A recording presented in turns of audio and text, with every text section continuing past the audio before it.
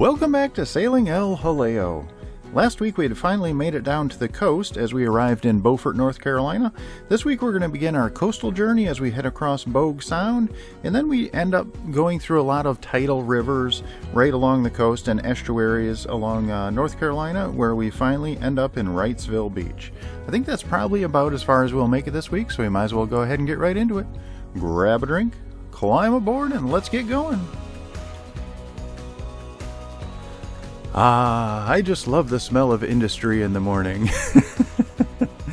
If you've been watching my channel for any amount of time, you know I love industry, and I'm fascinated by all of the mechanics of it and, production and that kind of stuff. It's just wonderful, especially with modern production. But anyway, all along the East Coast there are several manufacturing plants. I don't know what they manufacture, but you can see them, from the Intracoastal Waterway.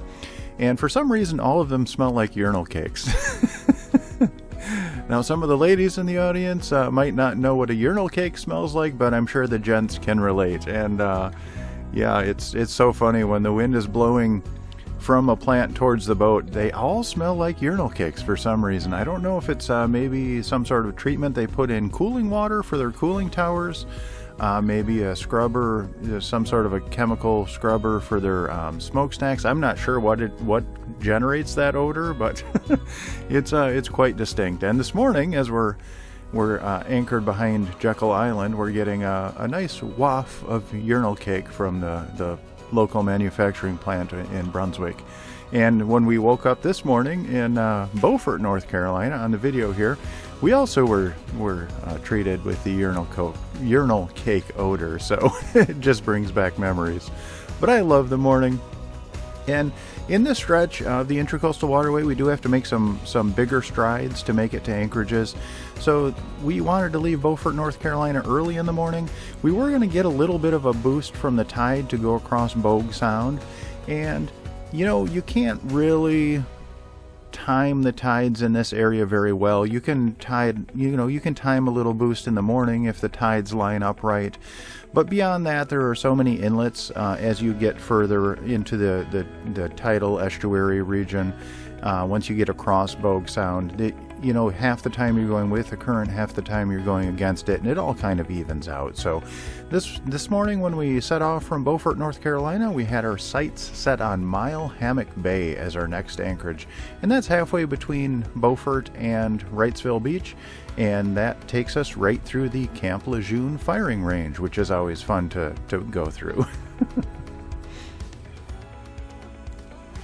Going through the Camp Lejeune firing range is always kind of fun. Obviously, they're not doing live exercises while we go through, but it's kind of neat seeing the old military vehicles that they put out there and use for target practice. They're basically turned into Swiss cheese at this point.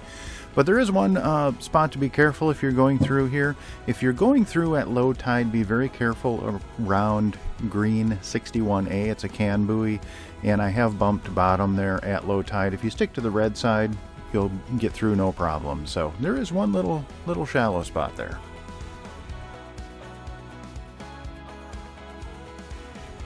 At the end of the Camp Lejeune firing range is the Onslow Beach Bridge, and there are a couple of things going on here. Number one, the boat that's pulling up beside me is not being rude. I told him he could pass. A lot of times, when you get to a bridge, you wait in order and then you go through, but a lot of times also you can communicate between boats and you can kind of sort yourselves based on speed, so the faster boats can get through first, and that way they don't have to pass you after they get through the bridge. So you might as well just get some of that sorting done while it's calm, and then you don't get rocked with wake and they don't have to slow down to pass you. It just makes it easier for everyone. So a lot of times we'll jockey positions. And also this is wonderful because you can see there's a bascule bridge there and it's already up, but that is the new bridge that they're building. The old bridge is a swing bridge and they're replacing that with a new bascule bridge. So this is wonderful. I've said before many times we're losing these mechanical bridges, and it's a real shame, and I am so happy that they're replacing an old mechanical bridge with a new mechanical bridge. So this is this is wonderful.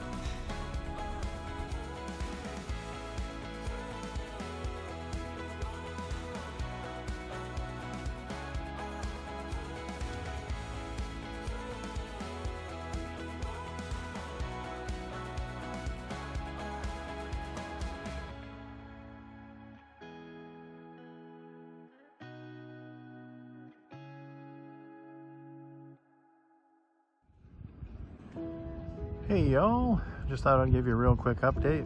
We left Beaufort, North Carolina this morning, and we are in Mile Hammock Bay, which is just on the edge of Camp Lejeune. We went through the Camp Lejeune firing range today, and as you can see, this here is quite a popular anchorage.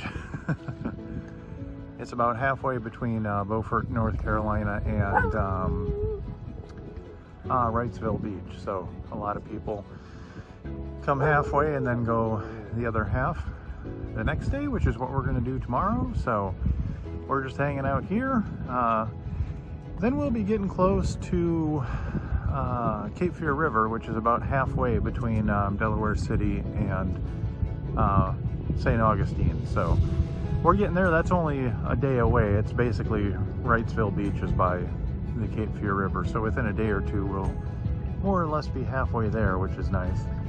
The weather this year's been infinitely better than previous years. It's been very pleasant the whole way. It's been nice and warm, and we haven't been freezing too much, so that is good. Yeah, but we're kind of out in the middle of nowhere here. The ocean is just like, I don't know, maybe a half mile that way. There's just a little thin strip of land that separates the intracoastal waterway from the ocean, so we're close, but we're just making slow progress. We stayed in Beaufort for a few days. There was some high wind that came through, but yeah, we're just getting back on the road and trying to make our way as fast as we can down to Florida before it gets too cold. So I hope y'all are well. I hope it isn't getting too cold in your areas yet. I haven't checked on the Midwest. I don't know if Wisconsin is starting to freeze yet or not, but I think my mom said it froze one night in Wilmington, Delaware, so I guess the cold weather is coming, but hopefully I can outrun it south. Anyway, hope y'all are well, and I'll talk to you later. Bye-bye. We always try and leave Mile Hammock Bay very early in the morning, and that's for a couple of reasons. Number one is the bottom here is nasty. So this is a great anchorage, and it's a wonderful place to stay. Unfortunately, the bottom, it's in a basin, so the bottom is a very thick black primordial sludge, and it does take a long time to clean up. So it usually takes around a half an hour just to pull up the chain. I'm very thorough with washing the chain off while it's off the boat. I used to rinse it off on the deck, but that was a nightmare. It's just black tar everywhere. It's just absolutely a mess. When you have dogs, it's pretty important, especially when the dogs lay at the front of the boat. You want to get it cleaned up as much as possible, because what I don't clean off the deck ends up in my bed that night when we go to bed. So I try and do a pretty thorough job here, and everywhere for that matter. But yeah, so that does take a while to clean off, and I try and get the chain rinsed while it's off the boat thoroughly, and the anchor as well. So that takes a little time. And also on the route to Wrightsville Beach, there are a couple of mechanical bridges that we have to go through, and they do operate on a restricted schedule. So we like to give ourselves the maximum amount of time just in case we run into a scheduling issue with the bridge.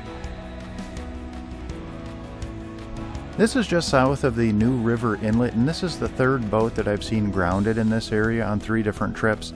So you might want to be a little bit careful in this area. It's not tricky navigationally, so I'm almost wondering if there isn't some sort of a GPS anomaly in this area that might be steering some boats awry. I've seen them on both sides grounded, so I'm not sure what's going on here, but it just seems to happen too often for it to be like a normal occurrence. And look, I'm not judging anyone. I've run aground more times than I can count on my 2 hands. I've punched holes in the bottom of the boat hitting a jetty in the Delaware River. I've had to be pulled off of a sandbar once in the Amelia River in Florida because it was normally when I ground I just wait for the tide, but you know, this was a time where the boat was in danger, so I had to get help getting pulled off there. But anyway, what I'm not, this is no judgment, but I've seen it so many times in this area. I think there's something odd going on here that you know, my GPS worked fine, but that doesn't mean that all GPSs work exactly the same. So there might be something here weird going on. That's all I'm saying. So just be careful. If you're southbound or if you're northbound, right around the New River Inlet area. Just be careful. On the way to Wrightsville Beach, the first mechanical bridge that we came across was the Figure 8 Island Bridge. And it's always a little bit of a balancing act getting through these bridges. You try and get close enough so that you can get through the bridge as fast as possible so you don't impede traffic more than you have to. I have heard so many bridge operators yell at boaters to hurry up, and I get it. If you're dragging your heels, you're impeding everyone else around you, so that's not good.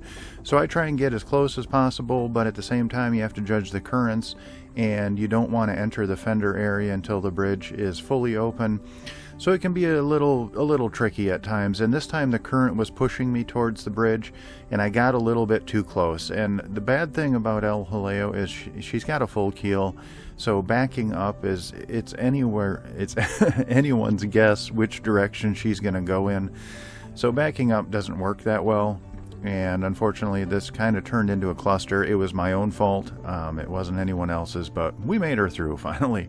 And once we get through this bridge, it's 4 miles up to the Wrightsville Beach Bridge, and that only opens once per hour.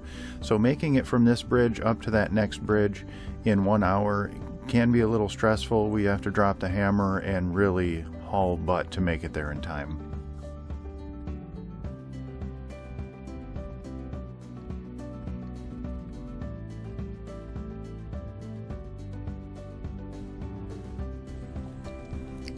After dropping the hammer and having a little bit of luck, we made it up to the Wrightsville Beach Bridge just in time to make the next opening. And after learning my lesson on the previous bridge, we stayed back a ways.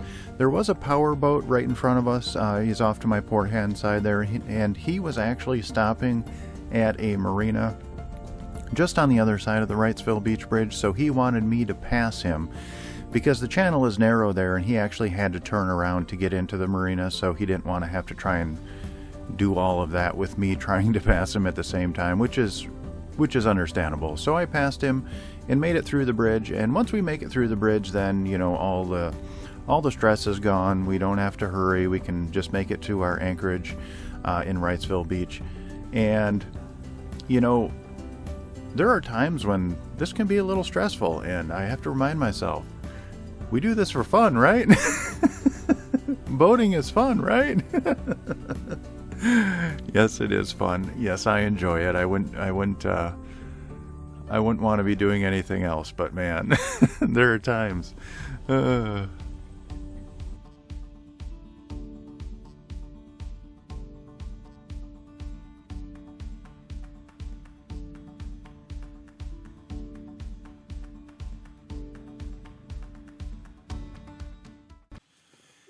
And that's all we have time for this week. I would like to give a massive shout out to my Patreon crew. Without your guys' support, I wouldn't make these videos. And my Patreon crew is Joan and Juddy Judnick, Val and Chris Alcorn, Denise and Eli Sackett, Sherry Erickson, Deb Shaw, Matthew Spotton, Peter Allen, and Natalie Linehan. Thank you guys so very much. Your support really means the world to me. I do have one legacy patron member, and her name is Joan Linbo. Unfortunately, she has passed on, but she lives on in our hearts forever. We really miss you, Joan. If you are interested in joining our Patreon crew, there is a link in the description down below, and that'll take you to our Patreon page where you can sign up. And there are hundreds, literally hundreds of extra videos and photos of our travels, and I try and keep everything there up to date and post at least once or twice a week, so it gives you a little peek behind the curtain. If you do like our videos, please like, comment, and subscribe. That'll help us out more than you'll ever know, and that actually doesn't cost you anything, so hit that like button. Alrighty, I hope you all are well, and we'll see you next week.